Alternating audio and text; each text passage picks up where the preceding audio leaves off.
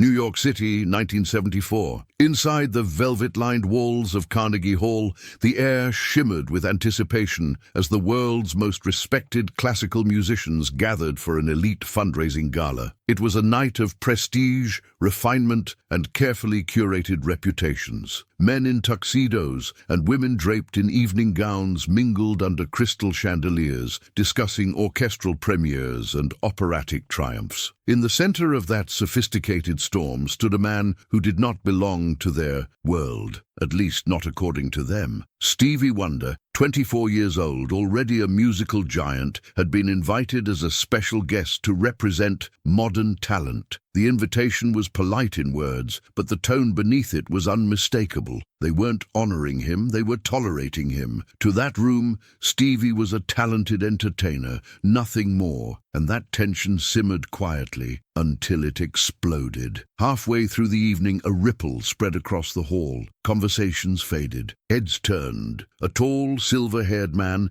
in a white tuxedo, the world-renowned classical pianist Victor Ravel, celebrated for his technical perfection and infamous for his arrogance, approached Stevie with a glass of champagne in hand. Victor was a legend in conservatories, a god among purists, and a well-known skeptic of popular music. He stopped 2 feet from Stevie, smiled a thin, polite smile, and raised his voice just loud enough for the entire hall to hear him. "Mr. Wonder," he said, with icy amusement, "they say you are quite the pianist." A hush swept through the crowd. The smile on Victor's face widened slightly. "Would you grace us tonight with your interpretation of classical technique?" His tone dripped with condescension. It wasn't a request. It was a provocation, a joke, a trap. The hall froze. Whispering erupted in pockets. Some covered their mouths, shocked by the blunt disrespect. Others smirked, eager to watch what they assumed would be Stevie's embarrassment.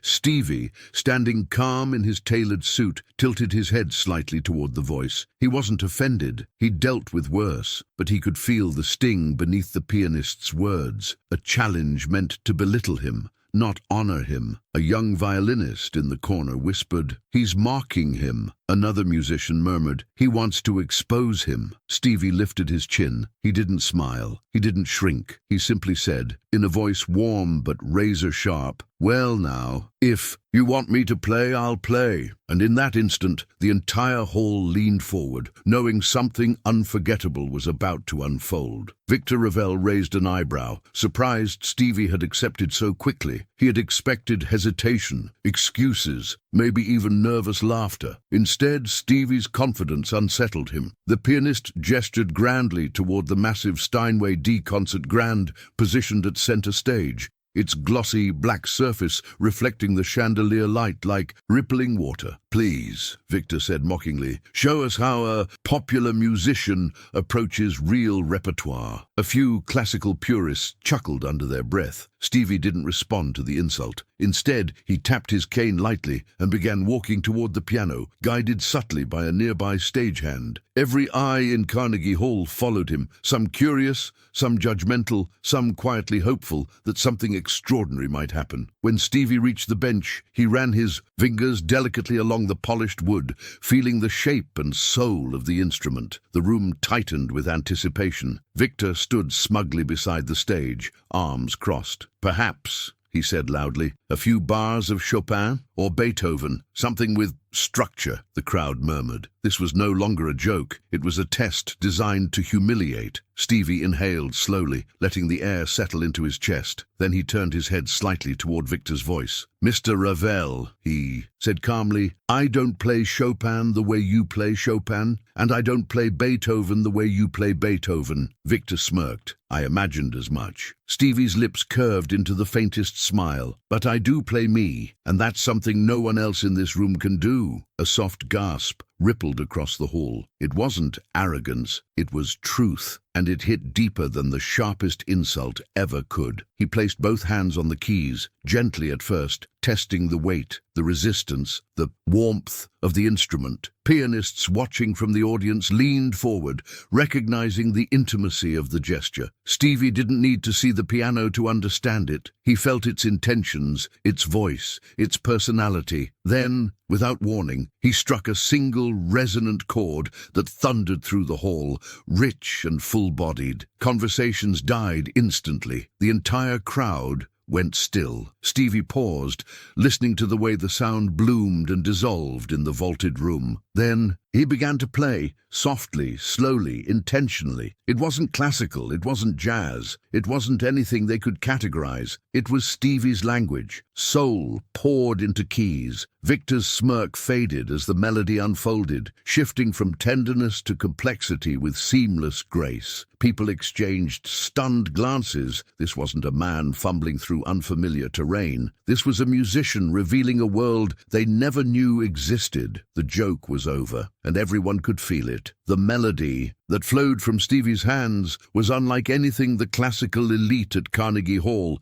had ever heard. It began with a delicate, almost whisper-soft arpeggio, then unfolded into a river of harmonies that bent the rules of Western classical structure without ever breaking musical truth. His voicings were lush, unexpected, dissonances resolving into sweetness, jazz colors weaving into gospel warmth, rhythmic playfulness shifting into near symphonic depth. Every note felt intentional, alive, glowing. A composer in the balcony whispered, "Dear God, he's orchestrating with 10 fingers." A cellist leaned forward in disbelief. He hears the architecture of the music, without sight, without sheet music. The awe spreading through the hall was palpable. Stevie was not imitating classical tradition. He was elevating it into something they had no vocabulary for. Victor Ravel's posture stiffened. His smirk had vanished completely. He stepped closer to the stage, eyes narrowing, as he tried desperately to understand what was happening. This wasn't showmanship. This wasn't luck. It was mastery. He recognized it instantly, with the bitter taste of a man who had underestimated the wrong artist. Stevie's hands danced across the keyboard,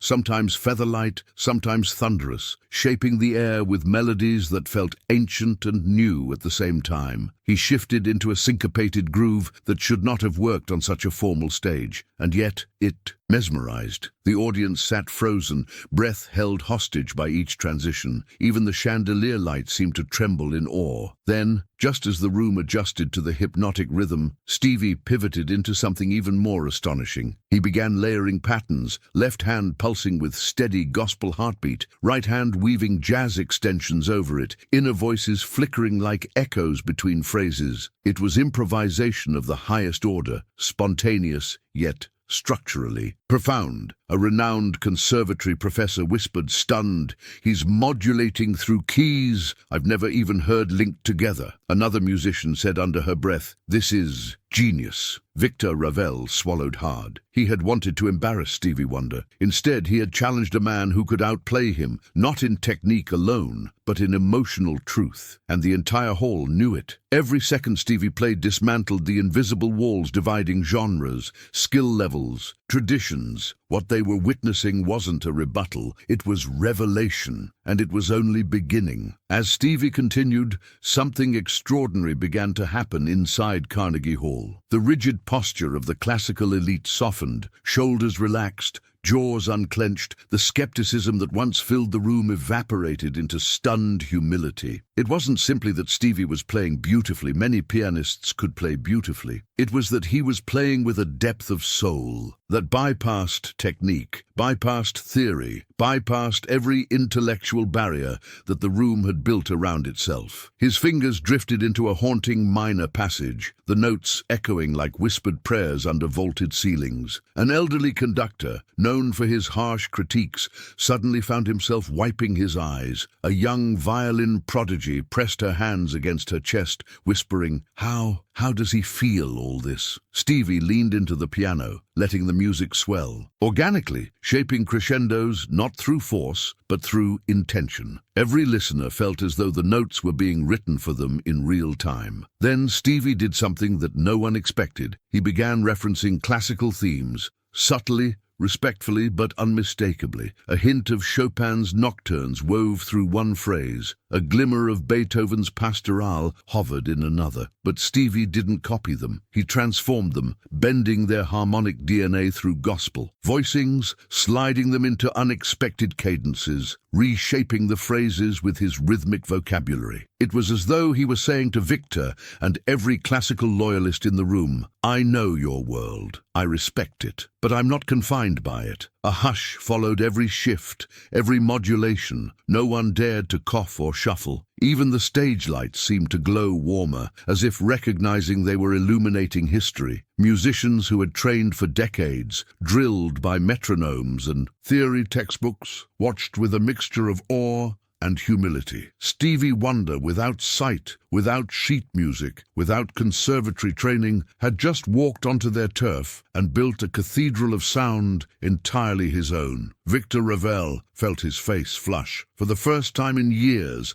insecurity, not superiority, settled in his chest. He leaned forward, gripping the edge of a nearby chair, trying to decode Stevie's left-hand patterns, his pedal work, his phrasing, but it was hopeless. Stevie wasn't following the old rules, he was rewriting them. With a sudden flourish, Stevie transitioned into a swirling harmonic progression, rich, unpredictable, breathtaking. Gasps erupted around the hall. The sound expanded, swallowed the room, rose toward the rafters like a storm of light. Victor's mouth fell slightly open. He had studied under masters, practiced until his fingers bled, memorized every nuance of the classical canon, yet he had never played with this kind of fearless authenticity. Stevie's final run in the section ripped through the hall like a ribbon of fire, precise, emotional, transcendent. And in that moment, Victor understood something devastating and beautiful. He had not invited Stevie to play a joke. He had invited him to reveal the truth, and Stevie Wonder had accepted with grace and greatness far beyond anything he had expected. Stevie shifted again, subtly, almost imperceptibly, yet the room felt the transition before the first new note even arrived. His hands slowed, drifting into a tender, soulful motif that pulsed like a heartbeat. The grandiosity melted away, replaced by an intimacy so raw it made the hall feel suddenly small, as if everyone had been pulled into the quiet center of his being. His right hand traced a melody that seemed to float out of childhood memories, out of church pews, out of long nights spent alone with nothing but the comfort of a piano. People leaned forward involuntarily, breath held tight. A violist whispered, "This is what it sounds like when someone plays their soul." The melody deepened, simple, honest, unguarded, and just when the audience thought he had reached the emotional apex, Stevie began to hum, soft at first, barely audible. A faint halo of sound wrapped around the piano line. Gasps fluttered across the hall. This wasn't performance anymore. It was confession. The hum grew, warm and steady, shaping the air with resonance that vibrated through the bones of every listener. His voice, imperfect and human, blended with the immaculate tone of the Steinway, creating a fusion of vulnerability and mastery that no conservatory could teach. Some audience members closed their eyes, overwhelmed. Others let tears fall freely, unashamed. A critic, infamous for brutal reviews, lowered his pen, unable to write a single word. The room was not witnessing a display of talent. They were witnessing a moment of truth. And in that truth, the invisible wall between high art and popular art shattered completely. It no longer mattered that Stevie didn't read sheet music. It no longer mattered that he had never studied the classical canon. What mattered was the honesty pouring from every breath, every finger strike, every hum woven between notes. Even the chandeliers seemed to flicker softer, as if bowing to the moment. Victor Ravel, standing rigid beside the stage, felt something inside him break, not from shame, but from revelation. He had spent decades chasing perfection, precision, control. Hours and hours practicing the same passages, the same scales, the same interpretations of the same masters. But listening to Stevie now, he realized, with painful clarity, that he had forgotten the reason he began playing music at all. That sense of wonder, that feeling of communion, that ability to speak without words. Stevie wasn't proving anything. He wasn't trying to win. He was simply sharing. That was the difference. That was the power. And Victor, despite himself, felt tears well in his eyes. For the first time in perhaps 20 years, he was moved, truly moved. Not by technique, not by brilliance, but by the purity of expression he had once possessed, but had long since buried beneath ego and expectation. And as Stevie's humming softened into a whisper, and the piano faded into a single trembling chord, Victor knew the truth that the entire hall now understood. The joke had become a revelation, because the man they tried to belittle had just reminded them all what real music actually is. The final chord hung in the air like a fragile star, glowing, trembling, refusing to fall. Stevie let it linger, his hands still poised above the keys, as if he too wanted to savor the last breath of the moment. No one moved, not a foot shifted, not a cough echoed. Even the ventilation hum seemed to dim out of respect. Slowly, Stevie lowered his hands into his lap and tilted his head, sensing the vast silence before him. It wasn't an empty silence. It was charged, reverent, transformative. He smiled softly and said, "Music isn't about who plays it best. It's about who plays it true." A wave of emotion rippled through the audience. Several musicians bowed their heads, humbled in a way that no academic critique or technical masterclass had ever humbled them before. This blind young man, dismissed by many in that very room just minutes earlier, had given them something no conservatory could teach. Vulnerability turned into sound, soul turned into architecture, honesty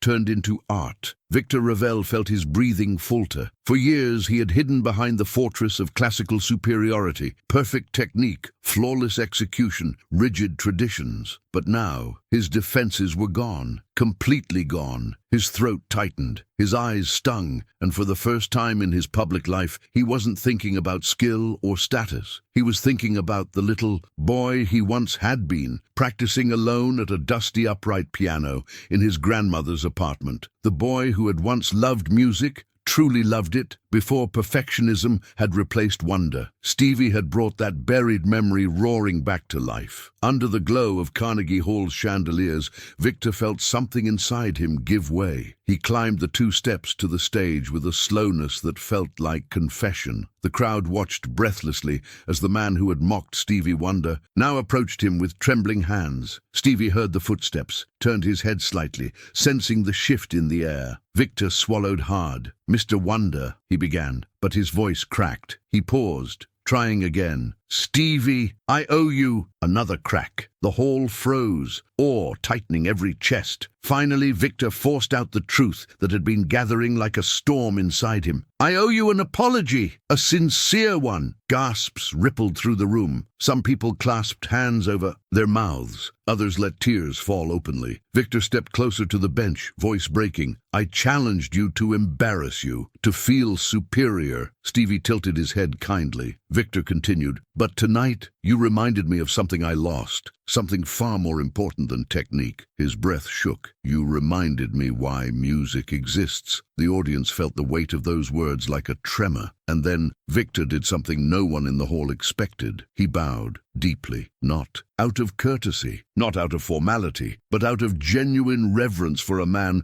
who had just shattered his ego and revived his soul with nothing but 10 fingers and truth. Stevie reached out gently, touched Victor's arm, and whispered, "We all learn from each other, brother." And for the first time that night, Carnegie Hall exhaled, a collective, emotional release. The walls between genres, traditions, egos dissolved. Stevie Wonder had done what only true artists can do. He hadn't just played music, he had transformed hearts. The silence after Victor's bow was unlike anything Carnegie Hall had held in its century of existence. It wasn't polite, it wasn't hesitant. It was the stunned quiet of people who knew they had just witnessed a turning point, not just in a concert, not just in a rivalry, but in the cultural soul of music itself. Stevie gently patted the bench beside him. "Come sit," he said softly. Victor hesitated, humbled to his core, then lowered himself onto the bench, shoulders trembling. For a moment, the two pianists sat side by side, one classically trained, one self-taught, one blinded by arrogance, one blind but illuminated by truth. Stevie placed his hands on the keys again, testing a chord, warm and familiar. Then he turned his head toward Victor. "Let's play something together,"